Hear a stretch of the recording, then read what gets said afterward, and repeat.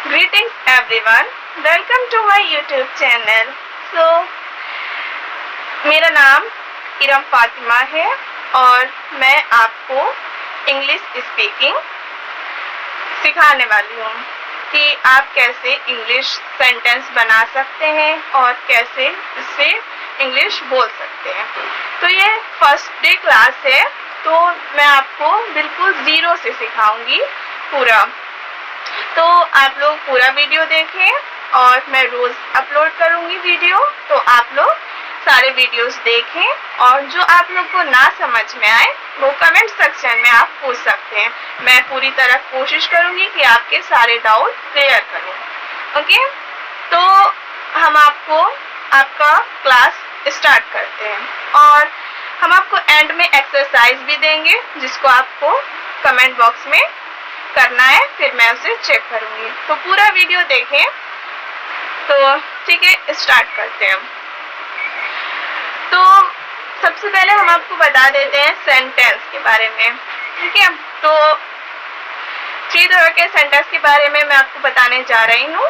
सबसे पहला है अफर्मेटिव सेंटेंस, जो कि एकदम नॉर्मल होते हैं, उनमें ना नॉट लगता है ना ही क्वेश्चन उसमें पूछे जाते हैं, वो एकदम नॉर्मल होते हैं, तो उन्हें हम अफर्मेटिव सेंटेंस कहते हैं। और सेकंड है नेगेटिव, जो हमारे नेगेटिव सेंटेंस होते हैं उसमें हम नॉट लगाते हैं, तो जिसमें नॉट लगता है वो नेगेटिव कहलाते हैं।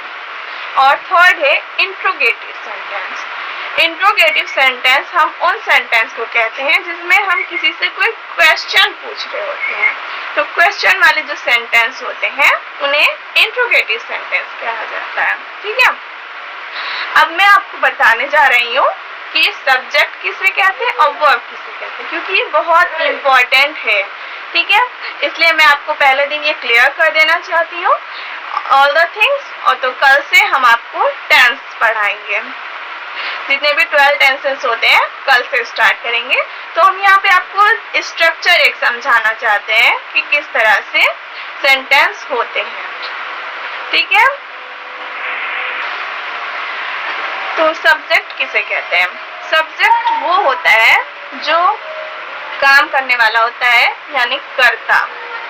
सब्जेक्ट को हिंदी में हम कर्ता कहते हैं, तो जो काम को करता है वो सब्जेक्ट कहलाता है। जैसे कि ही, शी, नेम, इट, तो ये सब क्या हो गया?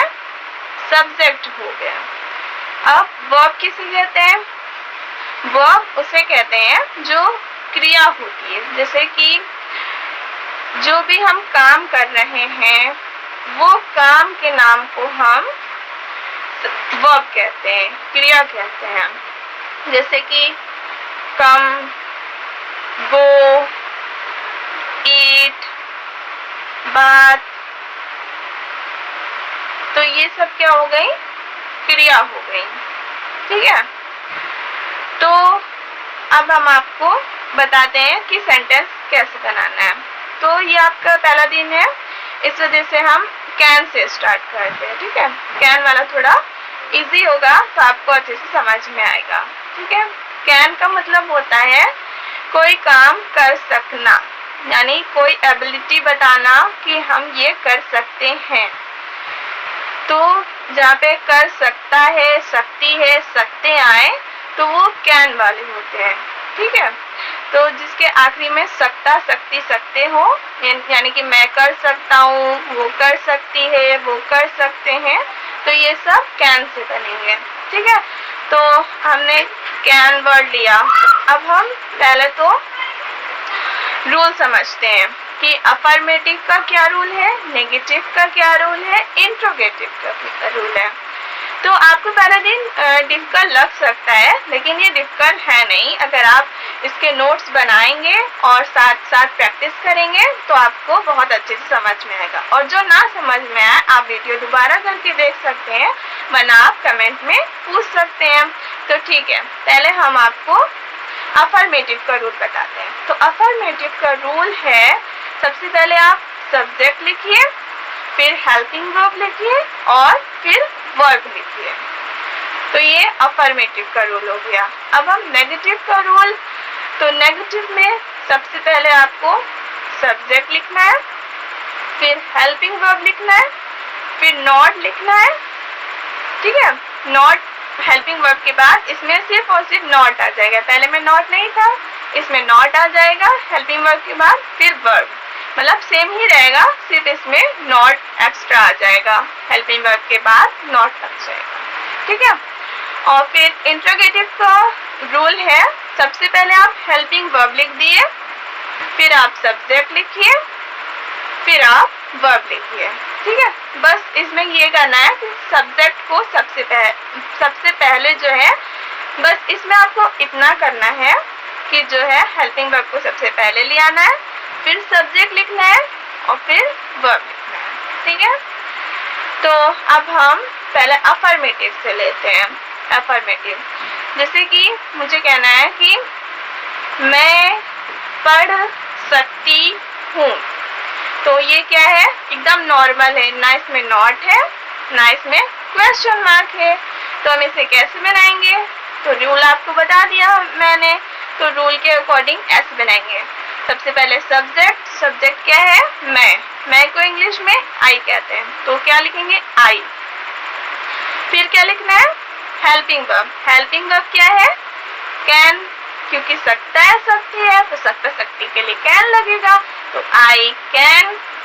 फिर उसके बाद क्या लगेगा, उसके बाद लगेगा वर्ब, तो वर्ब क्या है, रीड, ठीक है। मैं पढ़ सकती हूँ, आई कैन रीड, तो ये हो गया हमारा अफर्मेटिव का, ठीक है। एक और मैं अफर्मेटिव को बता देती हूँ,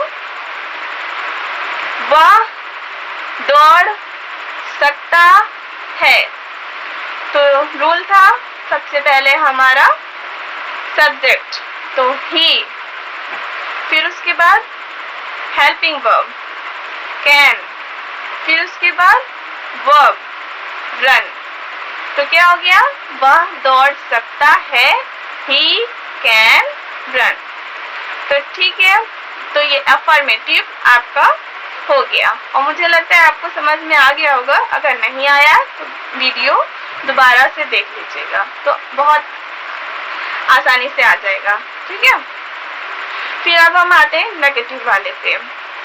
तो नेगेटिव वाले पे आपको क्या करना है, जैसे कि मैं पढ़ सकती हूँ, तो इसमें आपको ये नहीं कहना है, इसमें आपको नेगेटिव वाले में ये कहना है कि मैं नहीं पढ़ सकती हूँ, तो क्या कहेंगे, सबसे पहले सब्जेक्ट आई, फिर हेल्पिंग वर्ब कैन, फिर नॉट लगाना है, बस इसमें नॉट लगा देना है, तो आई कैन नॉट और वर्ब रीड, ठीक है, आई कैन नॉट रीड। दूसरा एग्जाम्पल क्या, वह नहीं दौड़ सकता है, उसमें था वह दौड़ सकता है, यहाँ पे है वह नहीं दौड़ सकता है, तो आप क्या कहेंगे, पहले सब्जेक्ट ही, फिर हेल्पिंग वर्ब कैन, फिर नॉट और फिर वर्ब रन, तो ही कैन नॉट रन, ठीक है। तो ये हमारे नेगेटिव वाले में आ गए, बस इसमें नॉट लगा देना है हेल्पिंग वर्ब के बाद, बस और कुछ भी नहीं करना है, पहले सब्जेक्ट लिखना है, फिर हेल्पिंग वर्ब, फिर नॉट, फिर वर्ब, ठीक है। तो ये नेगेटिव। अब मैं आपको इंट्रोगेटिव सेंटेंस बताने जा रही हूँ। इंट्रोगेटिव उन सेंटेंस को कहते हैं जिनमें किसी से कोई क्वेश्चन पूछा जाता है, तो उसे इंट्रोगेटिव सेंटेंस कहते हैं।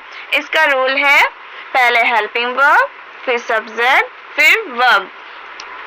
जैसे कि एग्जाम्पल है, क्या मैं पढ़ सकती हूँ, तो इसको आपको बनाना है, तो पहले हेल्पिंग वर्ब, तो हेल्पिंग वर्ब क्या है, कैन, फिर सब्जेक्ट आई, फिर वर्ब रीड, तो क्या हो गया, कैन आई रीड, मतलब क्या मैं पढ़ सकती हूँ, कैन आई रीड। और दूसरा एग्जाम्पल है, क्या वह दौड़ सकता है, तो helping verb can, subject he, verb run, can he run, क्या वह दौड़ सकता है, तो इसका कैन ही रन। तो आई होप ये आप लोग को पूरा समझ में आ गया होगा। अगर आपको वीडियो अच्छी लगी तो प्लीज़ लाइक करिए, शेयर कीजिए और सब्सक्राइब कीजिए। ओके, तो बाय बाय, मिलते हैं नेक्स्ट वीडियो में।